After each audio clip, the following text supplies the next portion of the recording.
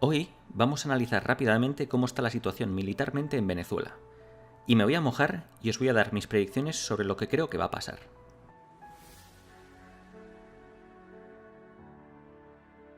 Como vemos en este mapa, ambos lados tienen muy buenos apoyos internacionales.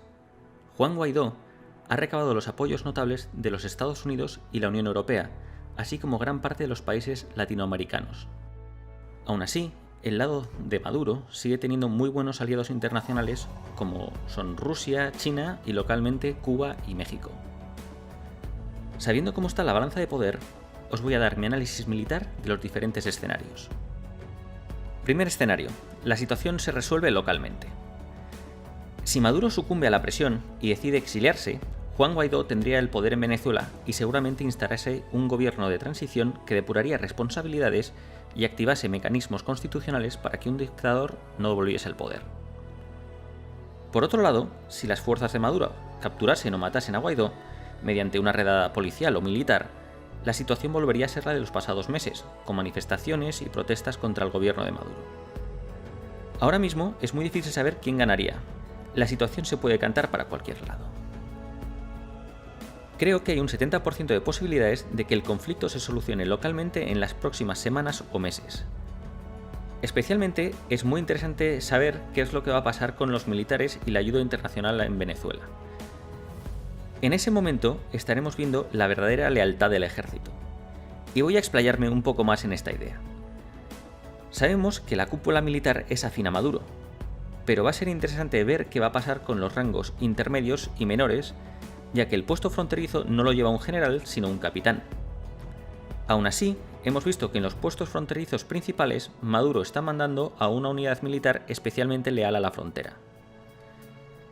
Ya veremos qué va a pasar en los próximos días, porque los primeros convoyes con ayuda humanitaria ya han empezado a pasar por puestos sin identificar en la frontera. Si esta tendencia sigue adelante y Maduro pierde el apoyo del ejército, seguramente no se pueda mantener en el poder. Segundo escenario, guerra civil en Venezuela. Si Maduro decidiera usar al ejército para reprimir las manifestaciones y matar a la oposición, seguramente el escenario de la guerra civil sería el más probable. El problema de una guerra civil es que seguramente las mejores unidades del ejército venezolano se mantuvieran leales a Maduro, ya que tiene mucho sentido poner al mando de las mejores unidades a los más leales y mejor pagados. Además, Maduro tiene como aliados en la frontera gran parte de las guerrillas de las FARC y LNC, así como la Guardia Bolivariana y la Guardia del Pueblo. Esta última son literalmente partidarios chavistas de Maduro armados con AK-47. Por desgracia para el lado de Guaidó, tendrían que montar una milicia financiada y apoyada por los Estados Unidos junto con el resto del ejército no chavista. En el caso de guerra civil, el lado de Guaidó lo tendría muy complicado los primeros meses de conflicto, ya que las milicias no están preparadas ni armadas. En cambio, a largo plazo lo tendría muy bien, ya que los Estados Unidos han paralizado las cuentas del gobierno de Maduro y se las han dado a Guaidó. Cuentas por valor de $1.000 millones. Seguramente la Unión Europea hará lo mismo, así como gran parte de los países latinoamericanos, lo que implica que ese dinero puede financiar una guerra a largo plazo. Y más importante aún, ese dinero es vital para mantener la estructura del Estado chavista. Estamos hablando de pagar policía, militares, funcionarios, etc. Pero en ese momento, Venezuela se convertiría en la Siria de América Latina, y la guerra civil podría durar de 6 meses a 6 años, como pudimos ver en la primavera árabe. Como en Siria, veríamos a los rusos mandar apoyo militar a Maduro y a los Estados Unidos hacer lo mismo con Guaidó. Y a largo plazo, seguramente los Estados Unidos pudieran bloquear el apoyo militar ruso. Creo que hay un 25% de posibilidades de que Venezuela terminase en una guerra civil. Tercer escenario, guerra civil con intervención militar extranjera. Esta vez supondremos no solo que hay guerra civil, sino que los Estados Unidos mandasen una flota para apoyar a Guaidó y además una coalición internacional intervendría militarmente desde la frontera con Colombia, como se hizo con Arabia Saudí y los Estados Unidos en la Guerra del Golfo. Esta intervención acortaría la guerra civil, ya que Maduro tendría que mandar al ejército a la frontera a combatir al ejército de coalición, mientras que la Marina y Fuerza Aérea de los Estados Unidos destruirían lo que quedase del ejército para reprimir al pueblo. Si el ejército venezolano está en la frontera, no puede reprimir una revolución local, implicando una victoria más o menos rápida para Guaidó. Y os pongo un ejemplo clarísimo.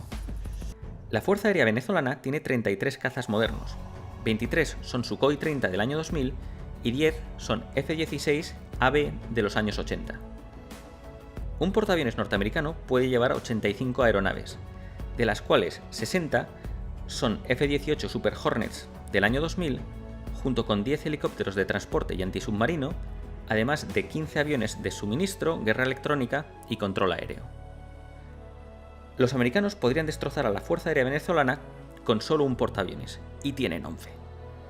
Ahora mismo hay 2 portaaviones en la base de Norfolk, que está a 4 días de la costa de Venezuela. El problema de este escenario es que a pesar de que a corto plazo es muy bueno para los americanos, a largo plazo es un desastre. La cantidad de guerrillas que se formarían, junto con grupos terroristas subvencionados por los aliados de Maduro, darían a Venezuela el mismo legado guerrillero que ha tenido Colombia. No solo eso, sino que seguramente Rusia usaría este escenario para asentar mejor su posición en Ucrania y en Siria, revitalizando estos conflictos. Creo que solo hay un 5% de posibilidades de que haya una intervención internacional, ya que la administración de Trump no tiene una política intervencionista. Pero si Maduro implementase las políticas militares de Yugoslavia en los 90 y de Irak con Saddam, seguramente la comunidad internacional se viera obligada a intervenir. Como veis, la situación militar está muy complicada. Vamos a abrir la sección de comentarios para ver qué opináis y responderé a los primeros comentarios que se publiquen. Y como siempre, dejar un like, suscribiros y nos vemos en el siguiente escenario militar. Hasta luego.